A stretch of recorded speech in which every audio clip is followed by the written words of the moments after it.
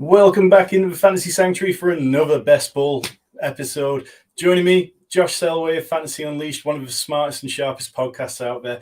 If you want to find an edge in best ball drafts, you need to be listening to Fantasy Unleashed. It's incredible. The guys are both incredible friends of mine now.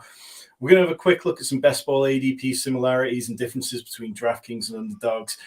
But before we do that, Josh, it's great to have you in the Sanctuary. You're a man who, between you and your co-host, you've grinded ADP data for several years. You guys have been doing this since it was draft.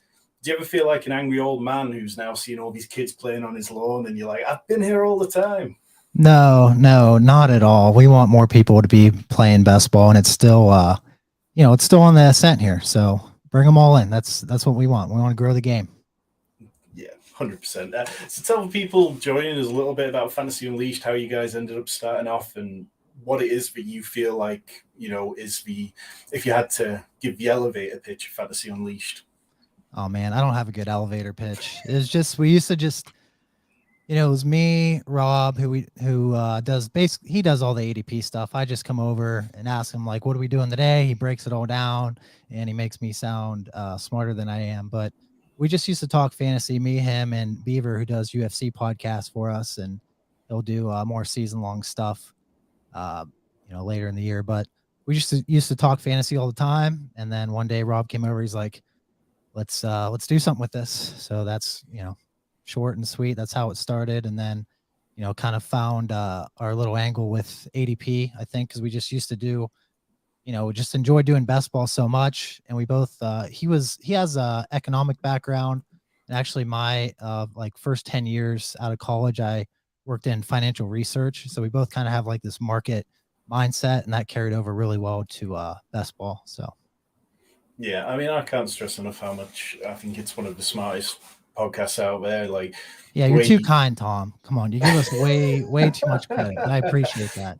Well, no, I was saying before we jumped on here, I think it's one of those which has become an essential listening for me, because the way that you guys are able to surmise things from a global perspective of an entire summer and how things are happening within a week by week point, and saying, okay, well, this is how we've seen things go over years before, so this is what we could possibly be learning. I think it's really great, and I don't think there's anything else out there.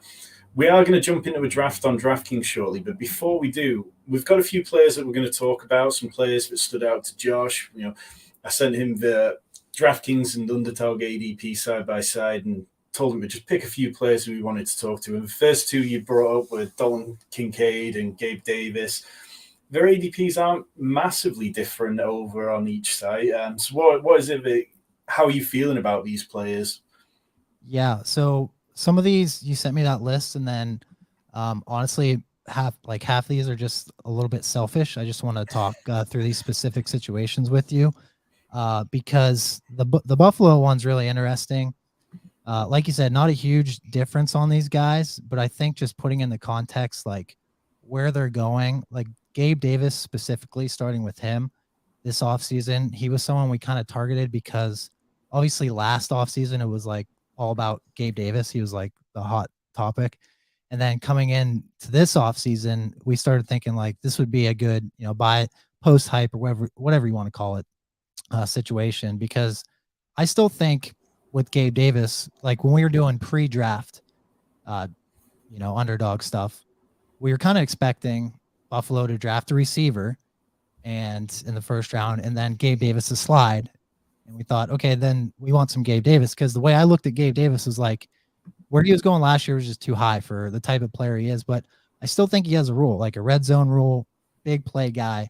So if we get like a dip closer to, he probably would never reach those double-digit rounds, but maybe, late 8th, 9th round type area, I would love to be getting Gabe Davis there. But instead, Buffalo takes Dalton Kincaid, a tight end, and we really don't see like a big, meaningful dip in Gabe Davis.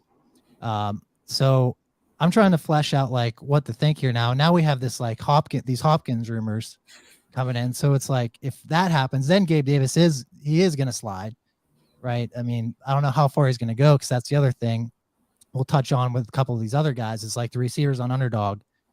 Like you'll see there's this huge like cutoff, and I don't see Gabe Davis like going below some of these guys. So I'm like trying to like feel out this Buffalo situation overall. And I think it's like just a really good, like thought exercise here of where these guys should be going. Because for me personally, like Kincaid's going higher on DraftKings, and on Underdog, he's tight end 11 now. And I think I've taken him once in one of my drafts, stacking him with Josh Allen. But to me, that feels like too high, even if he's not like a typical tight end. But like, I'm worried now if, something happened with Hopkins, Gabe Davis could come in. So really, this is one of the situations I wanted to bounce back and forth with you and talk through it a little bit more, because, there's a lot happening here. And I'm like huge on Damian Harris too. So if they bring in Hopkins and they're like investing more in the passing game, right? It's like, which one of these pieces, like, Yeah, definitely. I mean, and Hopkins can be, that kind of quarterback's best friend. He's so good with his hands, but even if he's lost a little bit of his speed or ability to separate, that's not going to be an issue in the red zone. So I could definitely see Damian Harris's ceiling suffering if DeAndre Hopkins signed. I'm right there with you on Gabe Davis. I think, that kind of post-hype player where people don't want to draft him. Sometimes in draft rooms, you see him just slide. And I think, if we know what Gabe Davis is and we know that he's going to be this better and best ball type player who will have spike weeks, that's fine. I mean, around this range last year, people were drafting Marquez Valdez-Scantling, and we knew what he was really. So whilst he's tied to Josh Allen, I'm fine with it. Dalton Kincaid, he's tight end 11 on Underdog, tight end 10 on DraftKings. I just can't get there on cost. I mean, I think I will have some exposure with Josh Allen stacks because, once you start stacking, there's no reason to turn down a player. But only about 10% of rookie tight ends average over 6.5 PPR points per game. And yeah, we want spike weeks. That's the name of the game in best ball. But it just feels too expensive. And there's so many paths to Dalton Kincaid failing. We've got Edward in the chat who says that Shakir's the right guy to be drafted and going to be the best value of all the Bills. I definitely don't mind taking some Shakir lately. We'll move on to the next one. So we've got David Montgomery, who, stayed within the division and moved across to the Lions. Exactly the same ADP on both sides. What are you thinking about him? Well, that's what stood out to me. I thought he would, over on DraftKings, I thought he'd be going a little bit lower. So to me, this spoke to this just reinforced my belief in him on Underdog, because he's already one of my favorite targets. And I say that with somewhat of a sigh, because I've never, ever been a David Montgomery guy, like, at all. Yeah, he is always injured. That's the thing. He's not the type of back that I never wanted to target. It takes a lot of contact, right? Like, that's why he's always banged up. And I was always like, he's one of the guys we always argued about, because I was like, I don't want him. They're like, well, he's good. He's in a good situation. I'm like, I just don't want him. And now this year, where he's going in drafts, and to be able to get him, as your RB, if you really want to stretch it, RB2 or even RB3 in that range, I think he's going like around too late. I think he should be up closer to like Pacheco, Cam Akers in that range. So I'm just, maybe I'm making a huge mistake and I should stay with like my original gut, but just, in the ADP market, I like where Montgomery's going in these drafts, and I'm like targeting him where he's going. I think that if Jahmyr Gibbs hadn't been drafted with the 12th overall pick and he'd been drafted in the second round, mid-second round or so, then I think David Montgomery would be going a round and a half higher. I think so much of what the arguments are being made are based around that kind of draft capital that Jahmyr Gibbs got. And the reality is that David Montgomery could easily have the biggest season this year. I mean, Montgomery's the clear kind of replacement for Jamal Williams, who scored 17 touchdowns last year, rushed for over 1,000 yards. I mean, if you told me I could get that out of David Montgomery, I would be in. And I say this as somebody who's been out on David Montgomery every year, much, index of suspicion here, saying I'd rather win without Montgomery. That's where I was last year and 2 years ago. I mean, I totally get it. He's very much the kind of player that it's all volume. There's no efficiency there. There's nothing that really makes Montgomery an interesting player to watch. Mm-hmm. But this offensive line in Detroit is really good, and it just feels like there is going to be opportunities there. and I'll definitely have some myself. We are going to move on to another player, but before we do, if you're here, hit that subscribe button. We're kind of getting close to 750 subscribers now. We want to hit 1,000 before training camp. June is best ball month on the Fantasy Sanctuary. I have so many great guests lined up, streaming twice a week on Sunday nights and Wednesday, and you're not going to want to miss out. So we'll move on now to Mike Williams, going a bit higher on Underdog, even though, as we talked about, kind of those wide receivers, they are just getting pushed all the way up on Underdog, but it kind of makes more sense if his ADP was a bit higher on DraftKings, perhaps. Yeah, that's what, when I was going through the list, it's hard to flesh out because, again, just to tell the listeners, we talked about this before, but I can't play best ball on DraftKings because I can play DFS on DraftKings in Ohio, but for some reason I can't play best ball. So I'm not sure the total layout on DraftKings, but just going, down a list, I don't know what's the wide receiver hype on Underdog causing that, or if it's just a disparity in ADPs. But Mike Williams on DK, I believe he's going a full round behind Keenan Allen. And this, just the Chargers as a whole, this situation is one I'm going back and forth on, because on Underdog specifically, I love where Herbert's going. I think that's this year could be the sweet spot, because he's kind of going right behind Fields in that 5th round. But then it's who are we pairing him with? Because when I first started doing drafts this year, it's we're kind of in on Mike Williams again. Does he deserve this after everything he showed us? Yeah, he showed flashes, but what's his total upside? And then on Underdog, it's tough. I would just go on the Keenan Allen, but obviously with half-point PPR, you'd rather be on the Keenan Allen side over on DraftKings. So that's kind of the dilemma. It's an easy stack to get. A lot of people are getting that Mike Williams Herbert stack, which is totally fine. I've got mine. And like we always say, you never know how long the ADPs are going to align. So get the stacks while you can now.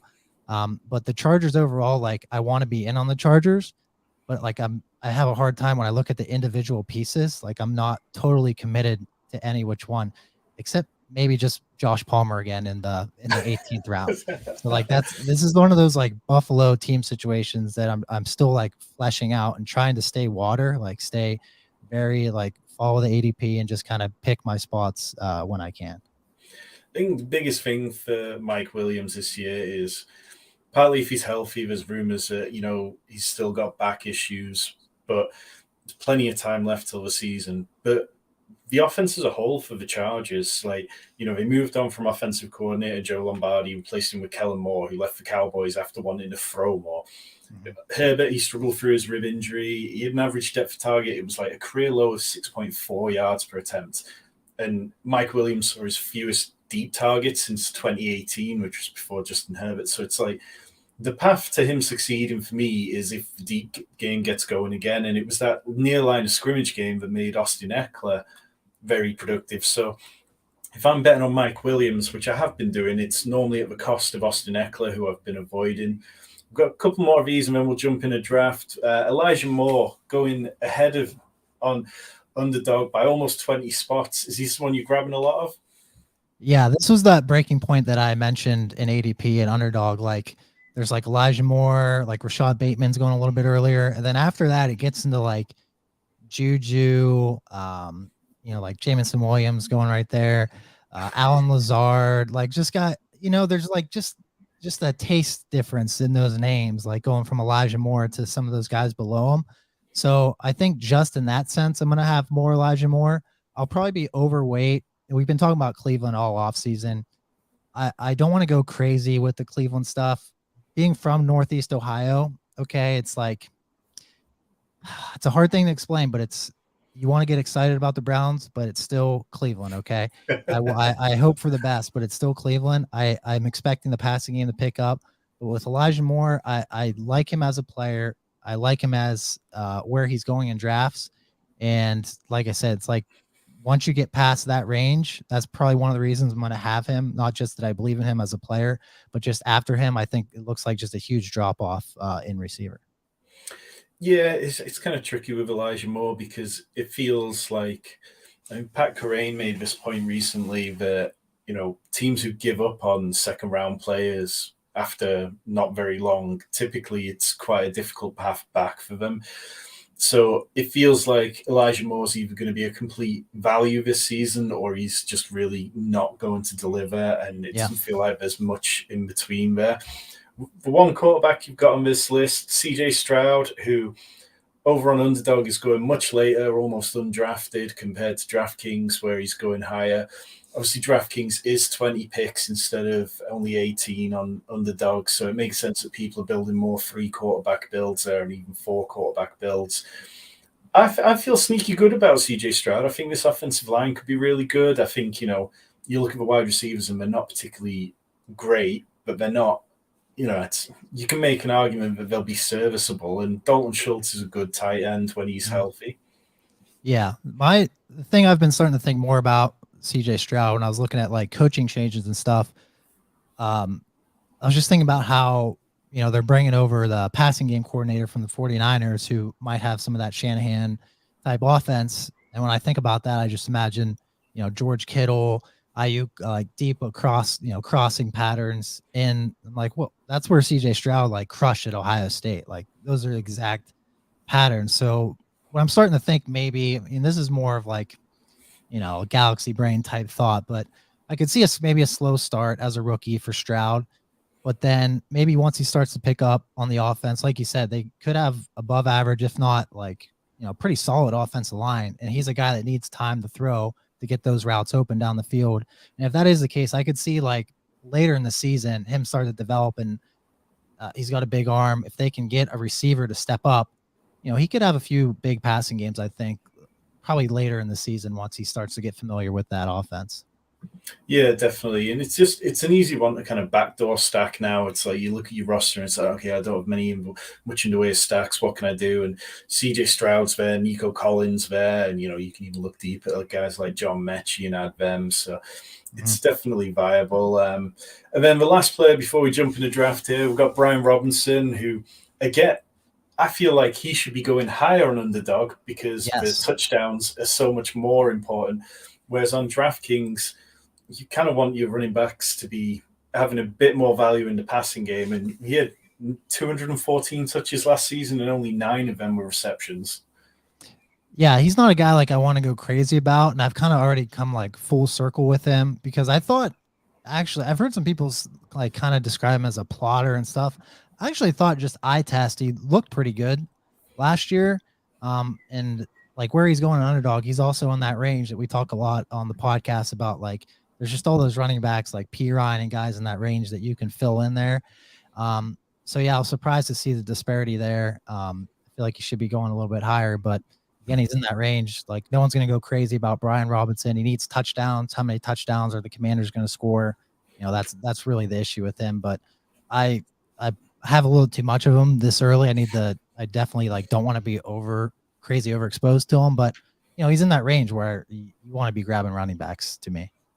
Yeah, I think it's very easy when you're building kind of zero or hero running backs to kind of end up in a situation where that's where you want to be.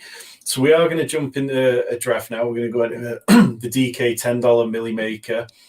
Obviously, Josh, this is your first foray into it. We've only got 3 or 12 in there, so if you're in the chat and want to join in with us, jump in quickly. And you play DFS on DraftKings, right? So it's not like this scoring system's completely unfamiliar to you, but you've not played best ball with this, right? Nope, never.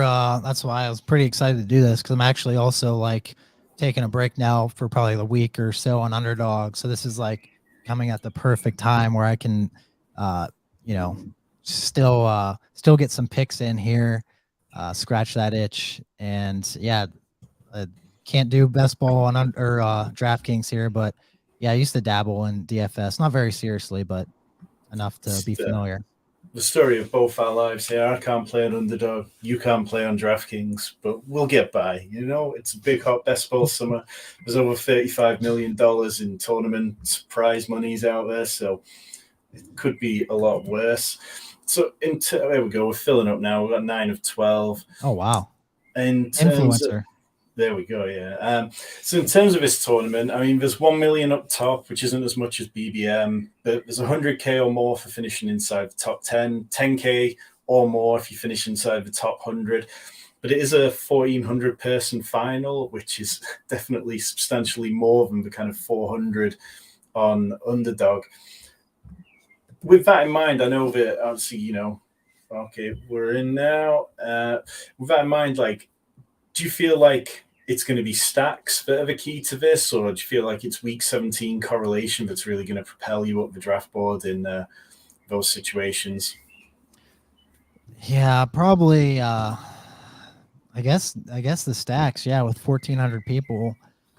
I mean, it's just tough to say in best ball. I mean, God, there's so much data now. Like, just like go back and forth. That I'm trying to make sure I get all the week 17 to a point where I can just do it on the fly. And I think, we'll see here. We'll see if I can pass a test. But probably a combination of both. The week 17 stuff to me is just like when it happens. If it happens, but I'm not like going crazy with it. So, well, I do have the Spike Week add-on, so we will have that loaded up in just a second once it wakes up.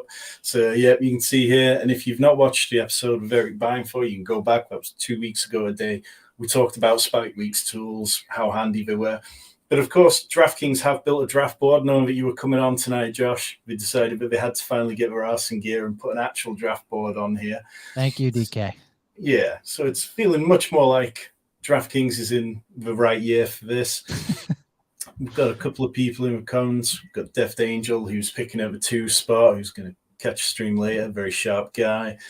And yeah, there's a few other names in here I recognize, people seen about in draft rooms.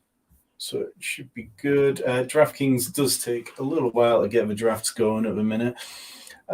So we're at pick 11. Over on Underdog and the drafts you've been doing, Josh, what kind of builds have you been finding yourself going, like wide receiver earlier on, or running back wide receiver? Yeah, usually lately it's been the wide receiver.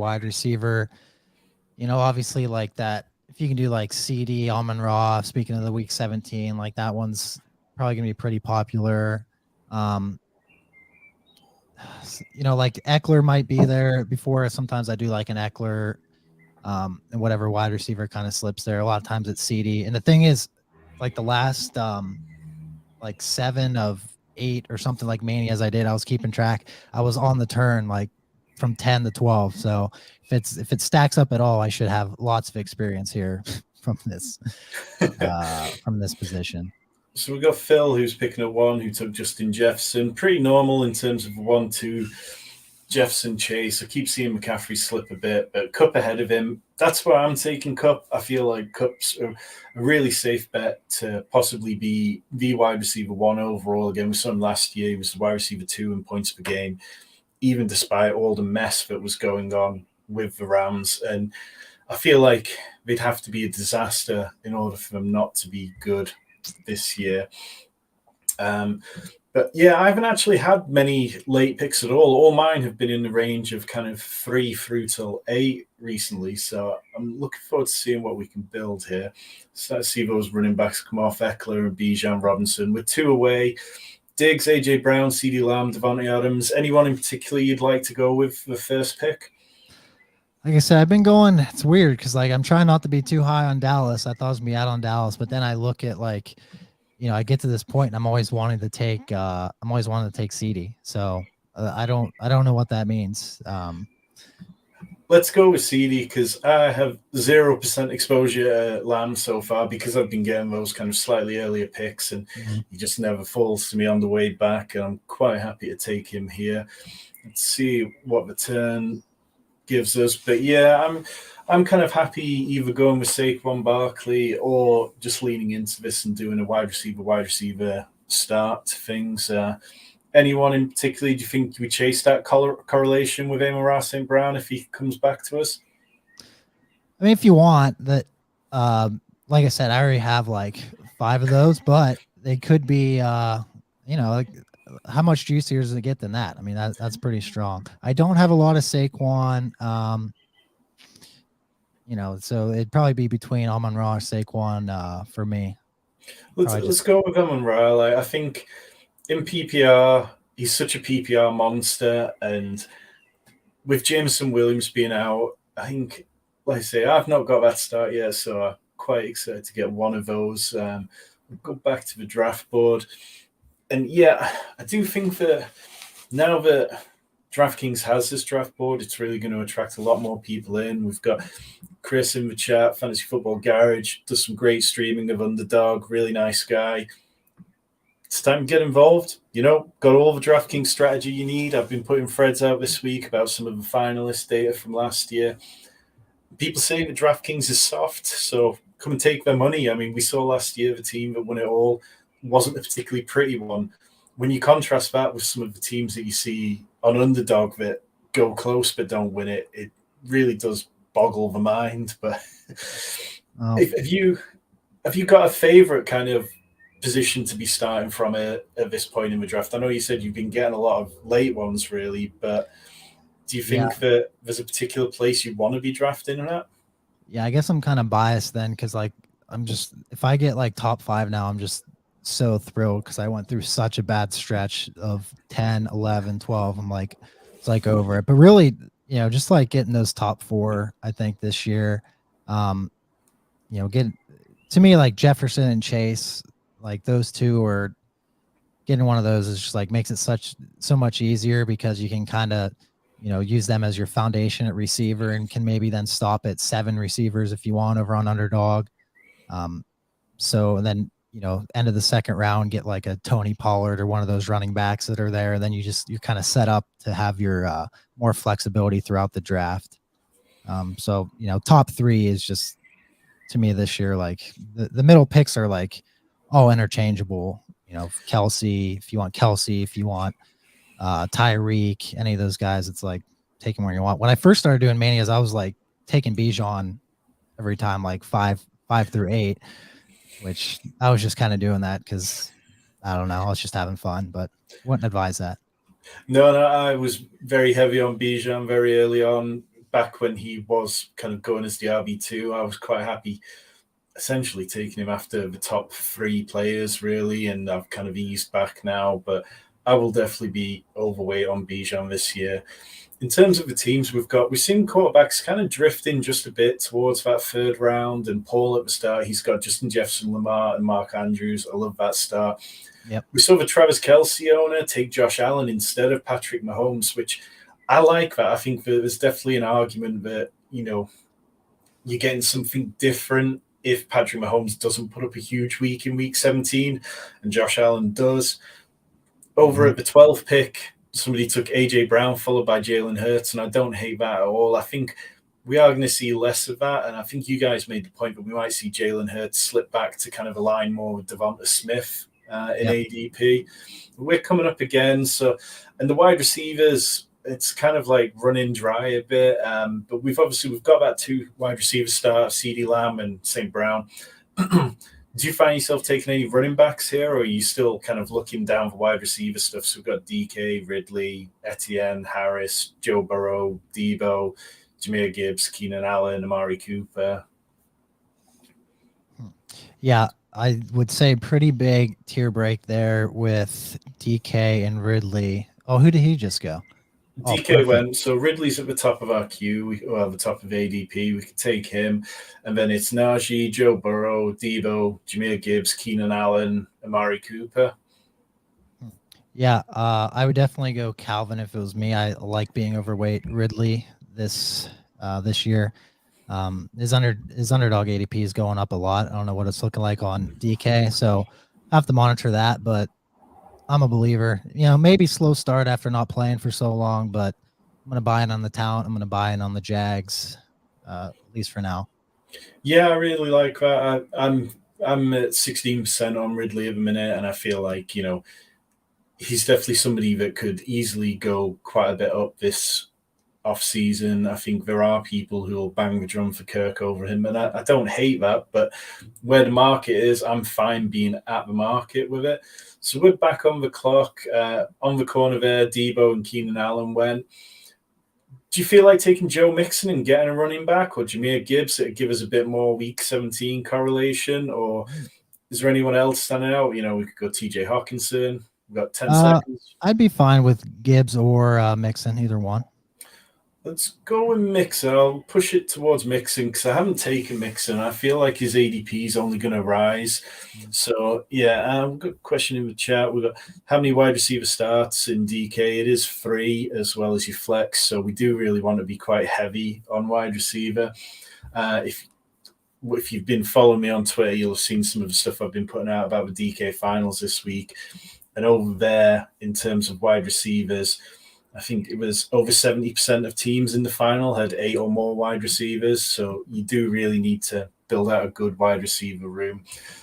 How many wide receivers do you typically want to take when you're on underdog drafts, Josh? Yeah, historically, I was always like extremely heavy wide receiver, extremely 0 RB type. When I'd, like last year, I'd go 9, 10 receivers. This year, I'm not doing that as much. It's probably because, as we've seen, like receivers just continue to get pushed up. So if you do jump on them early, obviously, and commit that draft capital, you don't need to go to 9, in my opinion. A lot of my recent drafts, when I go wide receiver heavy to start, like the last one I did, like I had like DJ Moore's, wide receiver 3, and I had all the way up to like Bateman. Had like 6 wide receivers in the first 10 rounds or something. Then I only went to like 7, I think it was. So, obviously it just depends on your draft capital that you're putting into those positions. But if I've seen people do like 6, sometimes like crazy people do like 5. And I can't get to that point no matter how much capital I commit to the position, but maybe I can still evolve. I don't know. No, I think that all makes a lot of sense. So we're seeing like more quarterbacks go off. We have Rich in the chat ask how early would we have been looking to take them. This is kind of where it goes on DraftKings. These guys go, and then there's really only Trevor Lawrence before it just drops until kind of like the Anthony Richardson, Sean Watson range. And I think with the start we've got, I'm kind of fine being on the other side of the quarterback thing. If Joe Burrow had slipped, you could make an argument to stack him with Joe Mixon, but it's not something I'm actively chasing. But yeah, no real shock so far. I think the last time we streamed last week with Pat Crane, we had somebody go double quarterback to start the draft, and things were a little wild. More of that on Underdog. I've been seeing more people try to do that, double up with the elite quarterbacks. It's just so much capital invested, isn't it, for players who one of those is always going to be on your bench. And, whereas you look at a 2 wide receiver start for us, the vast majority of weeks they're going to be in our lineup and you're getting payoff for those. So we're kind of coming back up on our pick. So we've got Kenneth Walker, Drake London, who I've been taking a lot of, J.K. Dobbins, and then Trevor Lawrence, who fall to us right about ADP unless somebody takes him 1 pick ahead of us. Are you down for Lawrence, or do you want to push it around the corner and see if this Jalen Hurts drafter will let him come back to us? Oh, gosh, because that's the problem is I really, really like Dobbins. Let's go Dobbins and then push Lawrence and see if he comes back to us. All right, let's try it. I have no J.K. Dobbins yet, and I feel like, this is a contract year for him. He was pissed off last year. It felt like even when he was getting back, Greg Roman went away from him a lot. Todd Monken loves the screen game. He's going to see easily more targets than he's ever seen before. Gus Edwards seemed to be slowing down a little bit towards the end of the year last year. And there we go. Trevor Lawrence comes back. Is that just a smash pick? Great call. Yep. That's perfect. Yeah. I love that. I mean, that's where I would love to be right there through 6 rounds. I think it's great. And what we've kind of done is given ourselves a dual of running back start, and they both have the potential to be, maybe Dobbins doesn't have 3 down potential, but, the vast majority of touches in Baltimore. And that's, the kind of thing that if you didn't have the draft board on DraftKings, a lot of people made those mistakes where they weren't doing stuff like that, pushing it around. But for the Jalen Hurts drafter there, if they'd taken Trevor Lawrence, it feels like it would have cost them a lot more than it would have cost us. Mm-hmm. Draft awareness. I'm glad you're paying attention, Tom. So I'm squinting to see the draft board over here. So David's saying that he's going to revoke my Ravens fandom after hearing my first Dobbins selection. Yeah, it's just never fallen to me so far. I think last year I had plenty of him, and I definitely got burned by it, so I won't have as much as I did last year. But I'm definitely all aboard with Dobbins' big contract year narration.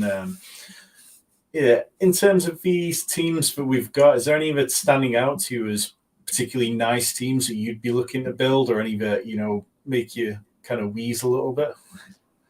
Well, I noticed that we got a Justin Fields. I have to like zoom in here to see. I got a Justin Fields, DJ Moore stack, so I can get down with that team, even though they got Josh Jacobs, Brees Hall running backs. That's probably trying to judge where Brees Hall fits in here. Wow, man. We got third round Chubb over here. Oh boy. Third round Chubb. I mean, yeah, too early for us at the 2-2, but if we'd been at the back end of round one, that would have been a smash pick, because we're all big fans of Nick Chubb in the den. I mean, the more you break it down, it's like Josh Jacobs. Oh, we lose Tom? Am I live alone? Tom, your garage Wi-Fi finally went out. There we go. Let me get the draft screen back up. There we go. God, that was risky, that. That's the old MacBook trackpad, just accidentally swiped instead of moving my fingers across it. Yeah, they get a little too tricky with those. Yeah.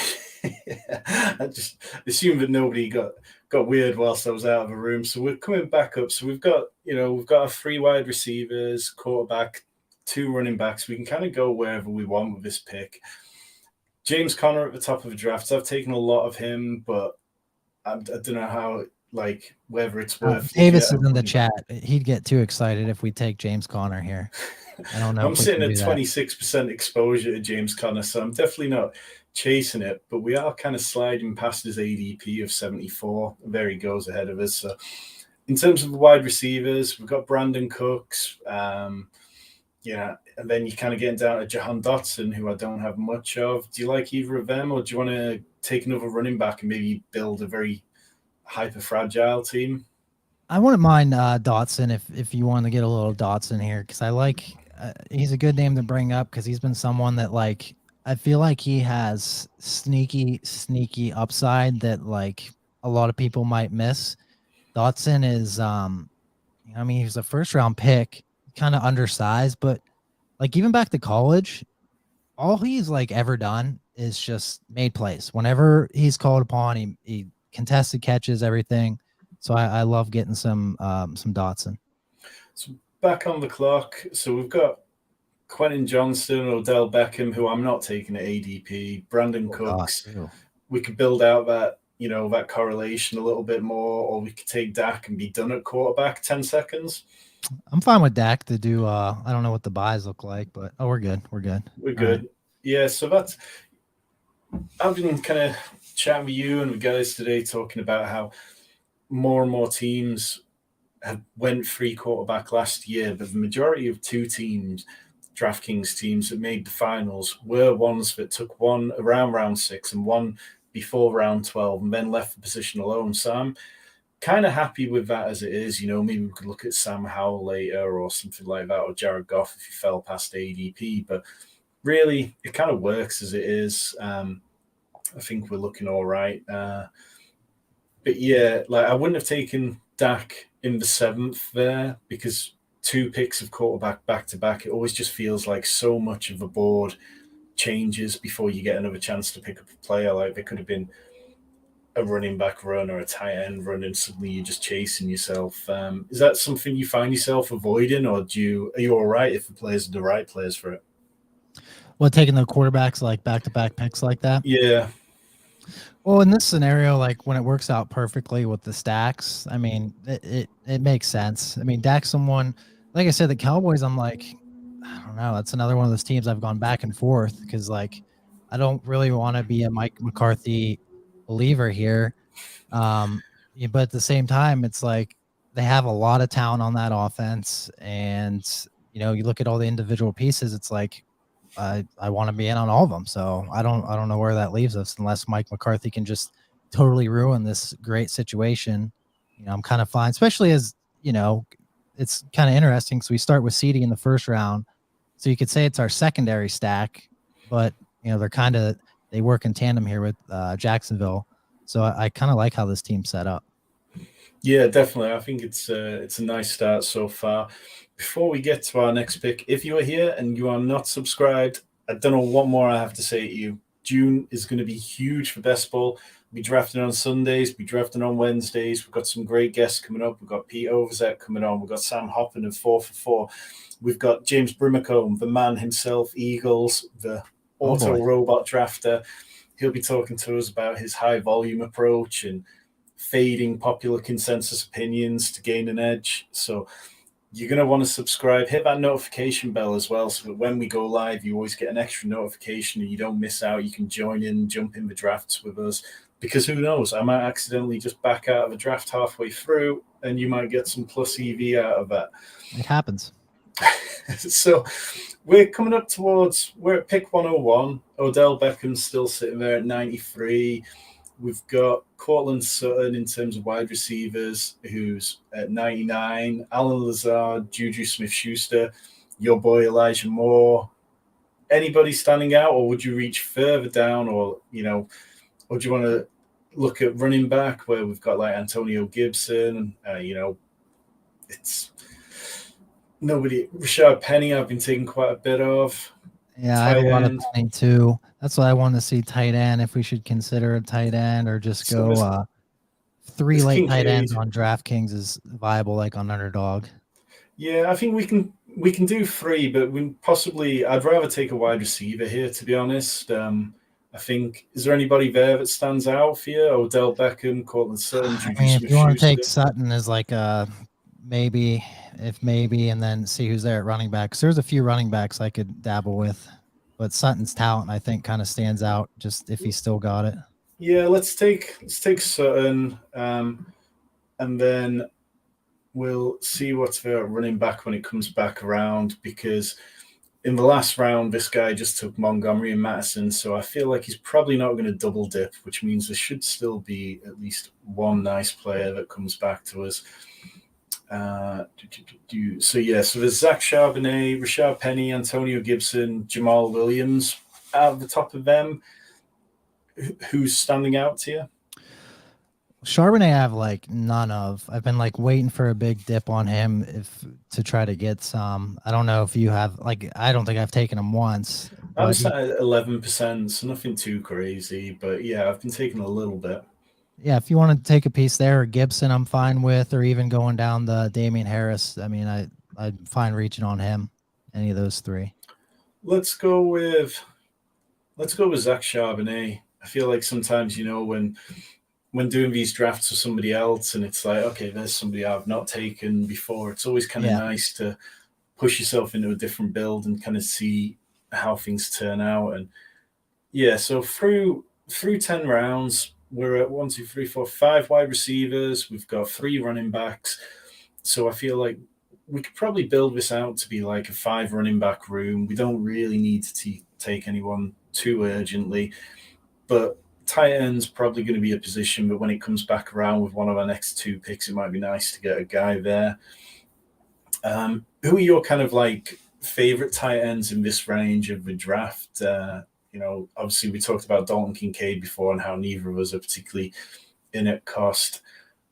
Yeah. One guy, like another, it's kind of like Charbonnet. Like, I'm not really targeting, but I have in the back of mind, if I get a big dip, and that's Freiermuth. Like, I have no Freiermuth yet. So I'm like waiting on a big dip for him. Otherwise, Chig is someone who, like, he was fun to draft early in the off season, but the more like I kind of like thought about it, I'm just like, you just look at your teams where you draft him versus you just wait until like literally the end and get a few of those guys. Like, I just don't, just my gut is there's not a huge advantage drafting him over some of those other guys you can get later. So, I mean, we'll see you there when we come back around, but I've been mixing in some cool Komet, Higbee's another guy. Laporta on Underdog. I actually have the latest ADP movements over here. I wanted to check on him because like I've gotten twice in a row, just huge slides on him. Not exactly sure why. But Laporte would be interesting for us because you can see here highlighted in green, he plays Denver in week 15 and then he plays Dallas in week 17, which give us a couple of nice little correlations. And again, that's one of those things where we're not suddenly just going to reach 20 picks on him, but if he comes back round, there's no reason not to take him at that point unless you have a strong player take against him. Mm-hmm. I'm trying to see. Yeah, last 7 days. No, he's basically stayed even, just down a little bit over the last 7 days. Not a big move, but yeah, I don't know. I guess just the lobbies I was in. I mean, I got him like 20 some picks past ADP. I was like, okay, that works. So we've got a few teams that are looking nice here. Paul at pick 1, he started Justin Jefferson, Lamar, Mark Andrews, got those 5 wide receivers before he gets to round 10, which is always good. And really, the only position that looks possibly weak would be running back with just Aaron Jones through the first 8. It's kind of like, that late hero RB build, but I'm very down with that kind of build. I think, at pick number 2, again, another kind of hero RB build with Tony Pollard being the only hero, and then you've got Joe Burrow stacked with T. Higgins and Jamar Chase. Like, that's a real power stack. It's hard to feel bad about that kind of draft. Is that one? There's too many good teams in this lobby. These all make a lot of sense from what I'm saying. You just brought all the sharp people with you. Apparently, Pat Crane brought all the people who had to throw all their money away, but you brought all the sharp people with you, Josh.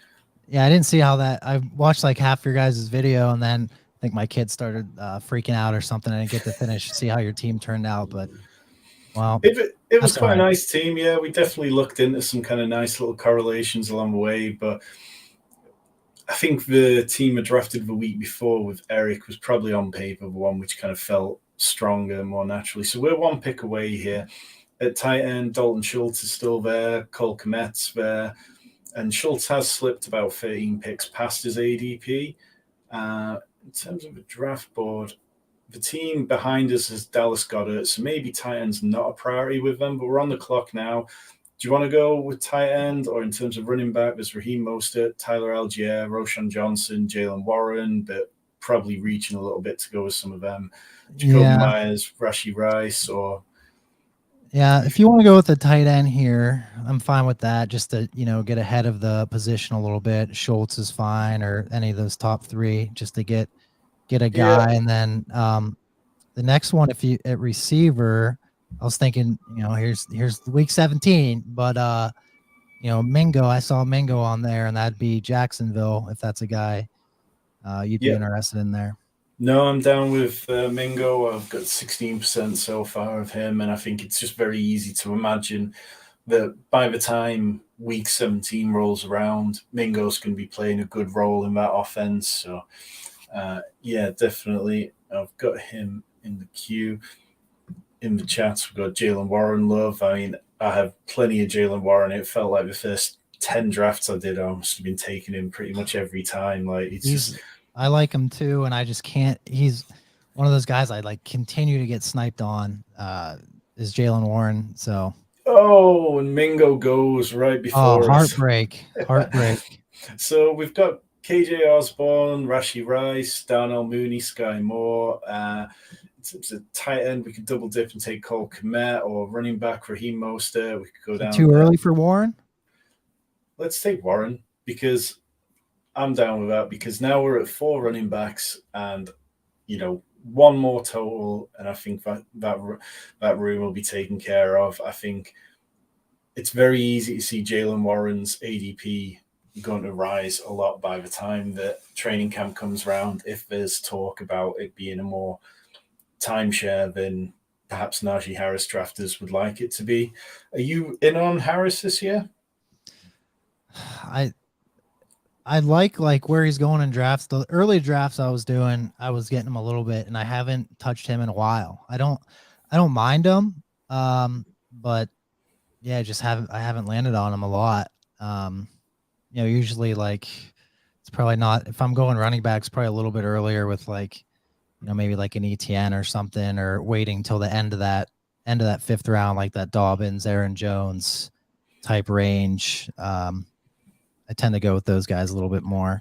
not like totally against Najee. I think he's kind of like maybe a little better, more volume, like David Montgomery type, like probably doesn't have a huge ceiling, but in these best ball drafts, I think he could fill a nice hole where he's going.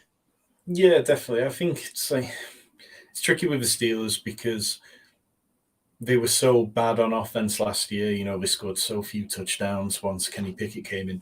They have to score more touchdowns this year. But when I look at the running backs that we were faced with around that area, we had Joe Mixon and then Jahmyr Gibbs. I feel like I'm going to take them every time that I'm faced with Najee Harris. But if I could get Najee Harris sort of back 4-8 onwards, I'd probably be okay with that a bit more. I think that's much more where we end up seeing him slide in drafts where people are down on him. So when it comes back to us, we're sitting with a 2-4-5-1 build at the minute. So there's Sam Laporta there. Obviously, we could look at Greg Dulcich for a bit more. We've got this kind of Denver correlation without Russell Wilson, but we've got Cortland Sutton there.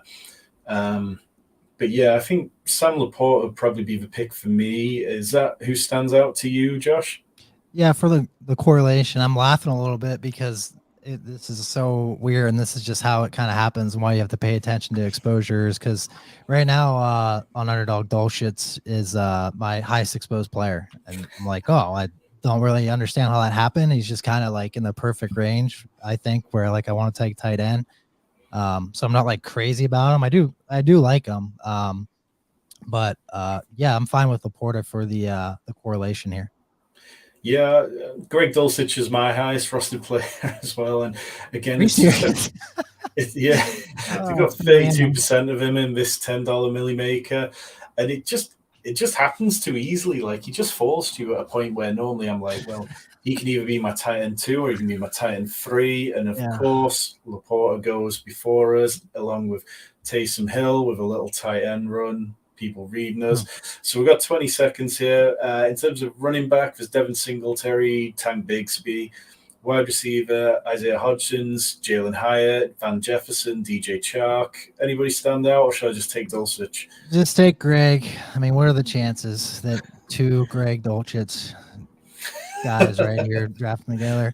And I guess we only need one more running back. I mean, just obviously Bigsby or Tank would fit in with the Jacksonville stuff if we wanted it, or we could just go. I'm a Jalen Hyatt guy. Van Jefferson, be fine with him. Yeah, there's DJ Chark for correlation, but I'm not like, that's not a player I'd really chase over it. We'll go Tank Bigsby. I'd be fine with that. Or Tyler Allgeier's kind of fallen past ADP a little bit. Yeah, well, I'll let you make this one as I kind of just chucked.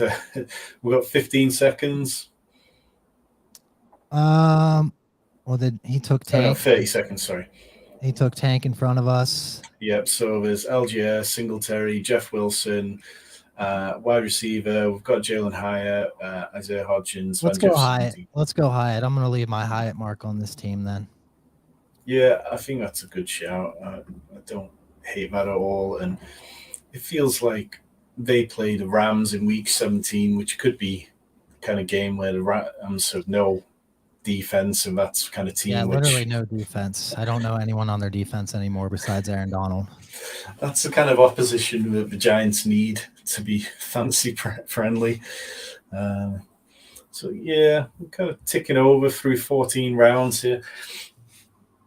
With Underdog being 18 rounds, how often do you feel like you get to the end of the drafts and you're just like, there's still players who I really like? Because pretty soon we're going to be getting towards that point where an Underdog draft would be wrapping up, but we'll still have a couple more picks.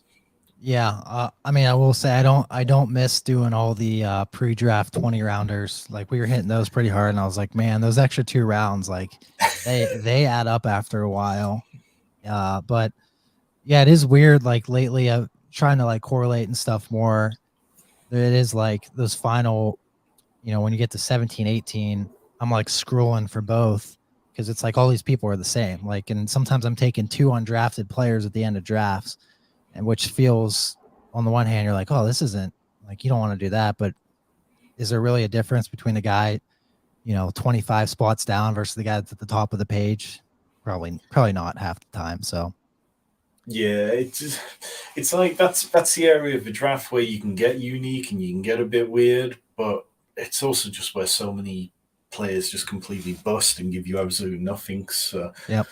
definitely understand that. So in terms of the DraftKings the underdog contests that have been going, have you been maxing the poodles? Were they ones where it was just like, okay, these are no brainers because they're only 20 max? See, this is the funny part is I just changed jobs a few weeks ago, and I was telling Rob, like, I don't know how many drafts I'm gonna be able to do, like what my strategy is, like, I don't want to push it too hard, not knowing exactly like what the income's gonna be like here. And he's like, Yeah. Underdog's gonna be doing more contests, like hit these smaller ones. And I'm like, I'm just gonna do all manias instead and just basically skip the small ones. And he's like, well, that's the complete opposite strategy of what you probably should be doing. I was like, yeah, I know. But Hey, I mean that's where the millions are, though, isn't it? So it it's is more tricky. fun, and plus, like for me, it just kind of makes it easier. Like just knowing like my exact exposure, team builds, and everything are mostly like I'll mix in. I did like 2 poodles or something, but it's just kind of an easier thing for me, just knowing like one tournament how I'm attacking it. It's absolutely, and you guys talked about it a couple of episodes ago, that bankroll management has never been more important. Really, I mean, you looked at this year, and at the beginning of May, Underdog drafters and DraftKings all had contests out. DraftKings had like 10 contests going. Underdog are launching contests that they've never launched before. Drafters has the $3 contest as well as the $20 contest. And it could be very easy to kind of spunk your whole best ball budget before we even get to training camp, when that's when typically things have been more plus EV to draft. We're about to be back on the clock here. We've got a 2-4-6-2 currently, so we probably do want one more running back. We could take Tajay Spears and have a really nice Seattle-Houston correlation. Or we could look at wide receiver. There's John Mechie towards the top of the queue. Chuba Hubbard a little bit further down, who I've been drafting a bit of. I quite like him. Any names standing out to you, Josh? Oh, gosh. Tom, I have so much Chuba Hubbard. We better be careful here, buddy. You're saying we're too aligned on some weird names. You go ahead and take this one. Take this one. well, let's see. Unless there's anyone at tight end, we could take. I mean, if you want to take the dip on Knox, and then come back with Chuba. Let's buy the dip on Knox and see if Chuba makes it back around to us. So this team on the corner, they've got 4 running backs: Montgomery, Madison, Rashad Penny, and Bigsby. So if I was them, I'd probably be looking for a running back here before things kind of drop off. But let's see what we do. I feel like if I'm then, of course, all for Dawson Knox. But that's okay. I feel like wasn't worth it. I'd bang the table a little bit for Tajay Spears here. Okay, let's go with that one. I have 0 Spears, so I'm down with that, and it makes sense with Charbonnet. So when the schedule came out, everybody was talking about how Derrick Henry gets to play the Texans twice in week 15, and then week 17, and how that should edge up his ADP a little bit just because of how plus EV those fixtures can be. He's ripped off multiple 100-yard games against them. But I think it's very easy to write a story where Derrick Henry could, A, not be on the team, or B, they're just giving more touches to the rookie to see what they have in him as this rebuild continues. So I'm probably drafting a little too much Tajay Spears for a guy with no ACL, but I can't stop at the minute. Yeah, you got to live a little. I mean, ACLs, they come and go. No biggie. But yeah, and just getting back to our point, we've got Novo in the chat who's sort of talking about how bankroll management's really important. It just feels like Underdog's ability to roll out these quick contests like the Pomeranian last year, the Poodle this year, the Puppies, and in so many different formats, the Superflex ones. Now's the right time of year, if you haven't already thought about it, to go, okay, well, what is my absolute maximum output? How much do I want to save? Because you've got to remember that come the last week or so before these drafts close, there's going to be overlay on some sites. And if you want to chase overlay where the guaranteed prize pools are going to filter down, it's well worth it. I know last year everybody got themselves all frothy about the idea of drafters being really heavy on overlay, but Draftkings, their $20 Milly Maker, had an awful lot of overlay as well. And I'm trying hard this year to just hold maybe 10-20% back for that last week and really just go to town there. It is hard, those Friday nights when you don't have anything to do and just kind of sitting there. Like, dang. Yeah. Well, last year I spent a good portion of draft season away from home, so it was very easy to get volume in towards the end of the season. This year I'll be at home, so I'm trying to work out how many drafts per day I'm going to need to do whilst working from home over the summer to balance everything. And having a plan is definitely a good idea. We've done a tight end. We've got 3 there. We could possibly take one more quarterback, but really, I mean, wide receiver stands out as something, in terms of tight ends. There's Hayden Hurst, who, not wanting to bang on about correlation, but there's a reason to take him because he plays Atlanta, Green Bay, and then Jacksonville in week 17, but I've been taking a lot of him. Isaiah Likely, who's a little bit further down. We've got Josh Downs, wide receiver. I haven't taken any Zach Ertz. I assume you haven't either, Josh. No, not into dusty players like that. Darius Slayton, your boy Josh Palmer actually is right towards the top. So, yeah, we got he correlates with Greg week 17 in that matchup. If we want that, I'm all for Josh Palmer because I've got zero exposure to him, and I feel like that's a good one. Do you want to take him here or push him around the corner? That's fine. Palmer's fine. Josh Palmer's someone I thought toward the end of last season. I thought he looked really good. So I'm kind of just still nibbling here at the end of drafts. I think Josh Palmer, we saw that he's never going to be like a real out-and-out wide receiver 1 or maybe not even an out-and-out wide receiver 2, but he's going to be good enough in a good offense, which we expect the Chargers to have good weeks. Is there any other wide receivers towards the top here who take your fancy? We've got Darius Slayton, Marvin Jones, Allen Robinson, Tim Patrick, Devontae Parker, Nelson Aguilar, Cedric Tillman. I've been kind of really Tim Patrick. I mix in Tim Patrick every now and then on the off chance that they would really. What I would do is sometimes take him and like Sutton in case they do move on from Sutton, and that kind of opens them both up a little bit. And that's what we've got already. So that's what we've got, and it gives us either a bit of, Broncos stack without Russ in case they move on from Jerry Jeudy. If he's the guy they move on from, then Tim Patrick and Courtland Sutton could both be very good. I think, there's a more than zero chance that Russ Wilson is not starting in week 17. And, they paid a lot of money to the backup whose name I've forgotten, Jared Stidham. Yeah. We've got the Raiders could probably kind of wish that they still had right now. Very much so. I think, what Nobo's kind of saying here in a 40 build, I quite like that. I think if you're going 4 tight end with your last 4 picks, then Ertz is the kind of guy that, perhaps when healthy, could give you those kind of weeks. I mean, the Cardinals are going to have to pass the ball to somebody, and I don't like taking those kind of players where somebody has to catch the ball in the single-digit rounds, but when we get this late in, it's definitely a little easier to stomach those kind of arguments. You mentioned the Raiders there and how obviously they got this news about Jimmy Garoppolo this week, and he's just kind of starting to tumble in some drafts. So I don't think he's been off the board here. Let's see. Yeah, so you can see already we're kind of 30 picks past his ADP, and he's still on the board. It just feels like I feel like things are going to be fine with Jimmy Garoppolo. The team would have surely been doing something if things were, if they were skeptical that he was going to be healthy. Tom. Don't give him too much credit. I'm telling you, don't give some of these people too much credit.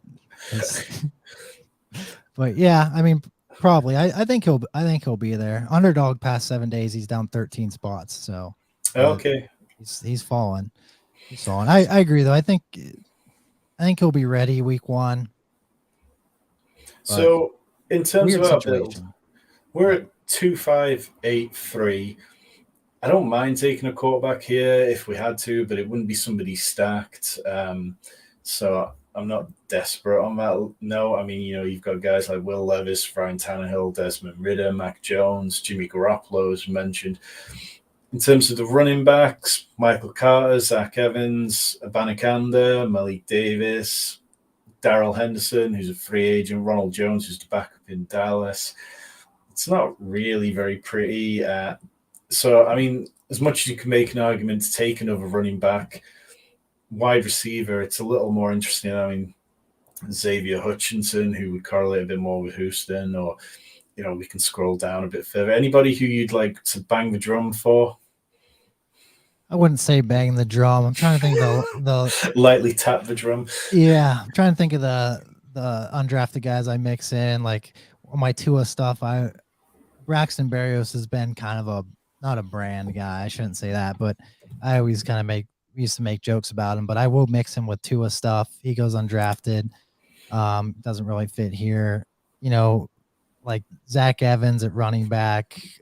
LA's kind of interesting once we get to this point. I mean, let's take Zach Evans and see if Berrios comes back maybe. But Evans gives a little more correlation, and yeah, I think he's somebody that could be interesting. Okay, so we're back on the clock pretty much straight away. Ryan Tannehill's there, Jimmy Garoppolo. Do you want to just take another wide receiver, and then we'll be at 2,693, which I quite like. Yeah. Berrios or any of these guys near the top? I'll take your pick. No one's doing it for me here. Whoever you want. Let's go. I'm going to go Deontay Harty. I think he's somebody that, I know we talked about Khalil Shakir before we got drafted. But I think Deontay Harty, they went out and spent money on him. He's going to be on the active roster because he returns punts for Buffalo. So, it could be that he's somebody that this is as cheap as he gets in the draft season. I think maybe there's a chance for him to come back. So that's all our 20 picks, 2,693. You can see, I'll bring up the Spike Week tools here where it shows our correlation. We've got Chargers at Denver, Cortland Sutton, Josh Palmer, Tim Patrick, Greg Dulcich. Detroit at Dallas with Dak, CeeDee Lamb, Amon Ra. Pittsburgh at Seattle, Zach Charbonnet, Jaylen Warren. Tennessee at Houston, Tajay Spears, Dalton Schultz. And Rams, Giants, Zach Evans, and Jalen Hyatt. So that feels pretty nice. How are you feeling about this team, Josh? I am very pleased with this team for doing it on a live stream like this. That's actually a pretty solid team that makes a lot of sense. Very happy with that for sure.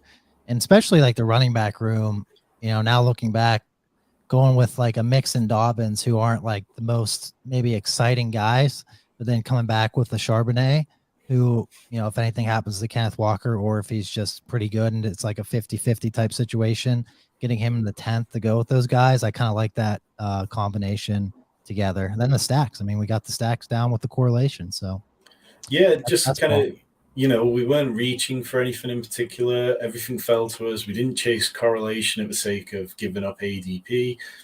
These are the kind of teams I like to build. I mean, yes, if a third quarterback fell to us, I would have been happy taking one, and then at tight end, it's not particularly glamorous, but I definitely don't hate it. In terms of other teams in here, we've got Phil at the one spot with his Justin Jefferson stacked with Kirk Cousins, Lamar stacked with Mark Andrews. I quite like that team. Of course, I've just left there. But yeah, it felt like the kind of draft where the room didn't throw us too many surprises. Good amount of people in the chat who were in there as well, who also drafted nice teams. Josh, remind people where they can find your amazing podcast that I certainly can't get enough of. It's linked in the comments and description below. And if you're not subscribed to it already, check it out because you will want to go back for a second listen. Oh, I appreciate that. Fantasy Unleashed, no E before the D, as we always say, but Apple Podcasts, Spotify, wherever. Fantasy Unleashed on Twitter. If you want on our Twitter account, you can put like notifications on for the Fantasy Unleashed Twitter account because we don't tweet, mostly just tweet out the podcast from that account so we don't spam people with stuff. So you can even put on notifications for every time a podcast goes live. That's something that people told me they do. So you can do it that way if you'd like. Excellent. So everyone in the chat, Davis, Nobo, Paul, Phil, Edward, Really appreciate you being here. If you're not subscribed already, hit the subscribe button. Like I say, June is best ball month in Fantasy Sanctuary. We're going to be back next week with Sam Hoppin of 4 for 4. We're going to be talking about some of his ADP value stuff, and it's just going to keep on coming at you throughout this long, hot best ball summer.